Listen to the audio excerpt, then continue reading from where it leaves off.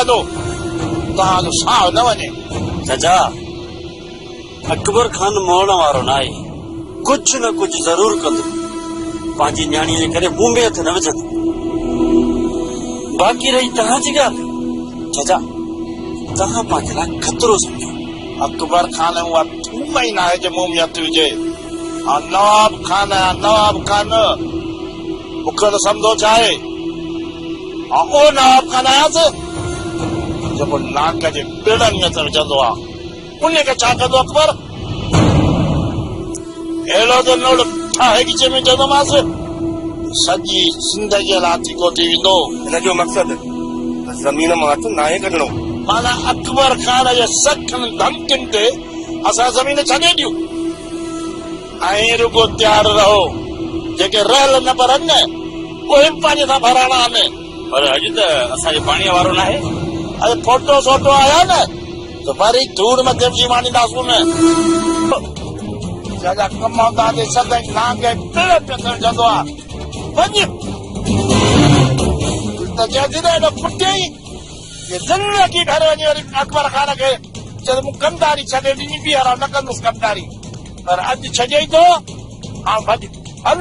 हिकिड़ो धक लॻी त फतकी बि कोन हणंदे, मथे तो रहे सॼे ज़मीन ते कब्ज़ा करण।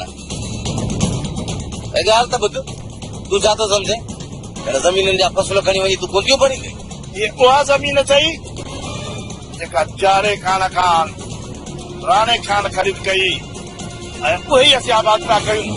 ऐं तूं हेॾो ठाऊ को कोन्हे जे तोखां पिया छा त कोठा खानासीं पाणी वहूं न वहूं असीं वञी कायूं न कयूं।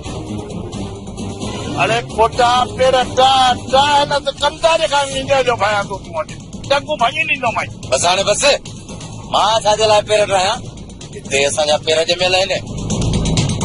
पेर तव्हां ठाहियो त मां आहियां कमदार फोटो, हणंदो आहियां सोटो, पोइ धक लॻे जा न, पर तुंहिंजो मग़ज़ बटो कर सोटे सां ज़रूर थींदो। अॾान हलो हलो अकबर खान सलाम ॾियो। हलो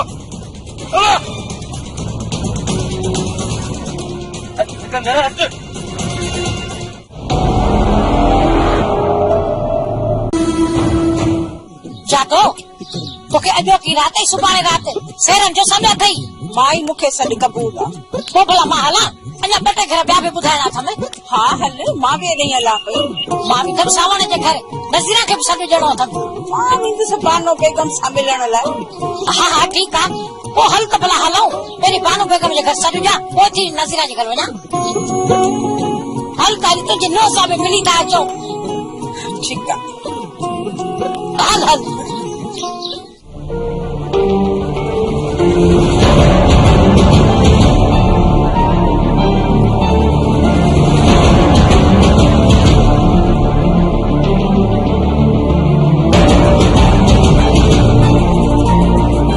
समझी वियो न सिकंदर?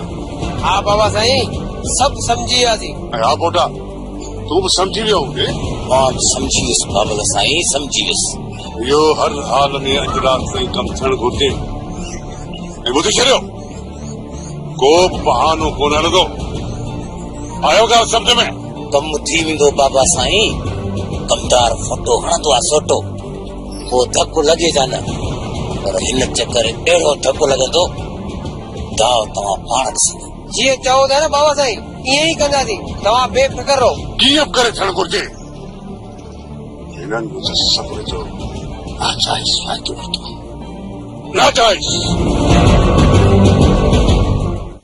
नानी सियाणी जॾहिं मामी खे सॾु ॾिनो अथई, उहा घर जी वॾी आहे, पोइ हिते अचण जी तकलीफ़ छो कई? छो करे जातो खे मां पंहिंजे घर सॾु ॾेई आई आहियां, हिते आई आहियां यमड़ खे सॾु ॾियण। नानी सियाणी अम्मा शहर वियल आहे, हिते आहे ई न। तूं फोन करे माणे खे ॿुधाए छॾजांइ न। मां ठीकु आहे नानी सियाणी, मां अम्मा खे फोन करे ॿुधाए छॾियां थी। जातो पोइ हलो भला। हा हल।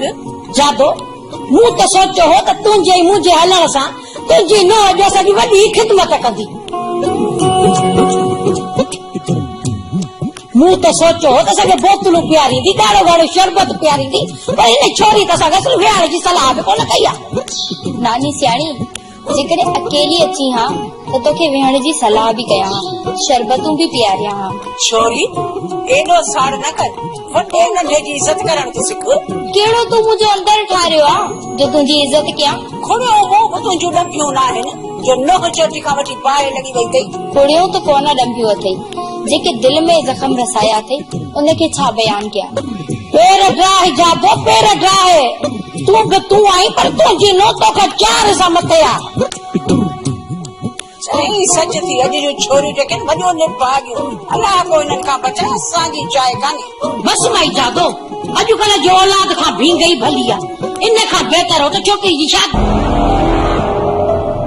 अस्सलाम वालेकुम। वालेकुम।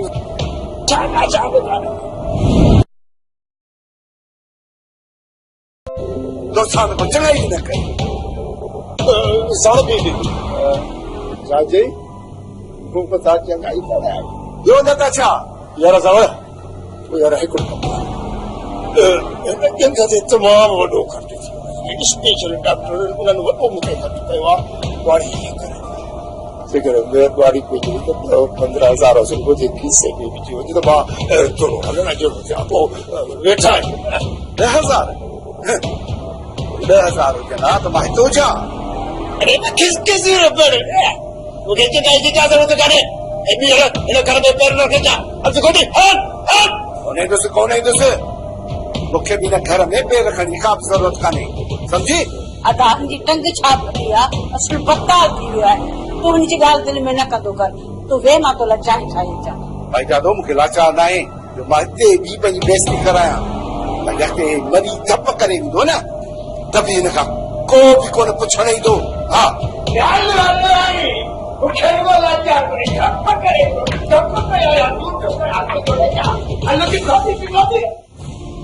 मासाद अॼु हर हाल में इहो कमु करणो आहे तव्हां सिर्फ़ मूंखे इहो ॿुधायो तव्हां मुंहिंजो साथ ॾियो पिया या न।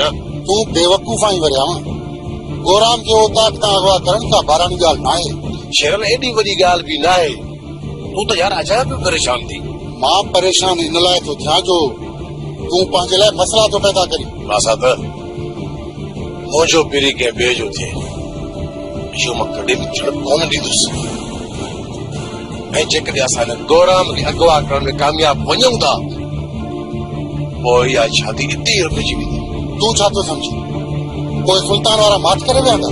पोइ मासाद जेको थियो खट खटाए छा वरियाम असांजो साथ तोसां आहे जेकॾहिं तूं असांखे बाहि में फिटो कंदे न पोइ बि फेर पोइ ते कोन कंदासीं। वरियाम इहो हुकुम कर इहो कमु कहिड़े टाइम करणो आहे। 10-11 बजे तारा जीअं गोराम उतां खां घर वेंदो आहे न विच में इहो कमु करणो आहे। त पोइ मासाद इहो तुंहिंजो आख़िरी फ़ैसिलो आहे। हा शेरल मुंहिंजो आख़िरी फ़ैसिलो इहो ई आहे जेकॾहिं तूं मुनासिब नथो सम्झी पोइ भली तूं मुंहिंजो साथ न ॾे। इहे थी सघे थो त मां तोखे ॾुखे वक़्त में छॾे इहे हली वञा। पोइ छा सलाह थी मसाद जंहिंमें तूं राज़ी हुजी त पोइ ठीकु आहे तव्हां राति 10 बजे दारा उते पहुची वञिजो। मां गिटीअ में चकर हणंदो रहंदुसि जीअं इहो गोराम उतां खां ॿाहिरि निकिरंदो उतां ई खंबे हलंदासीं।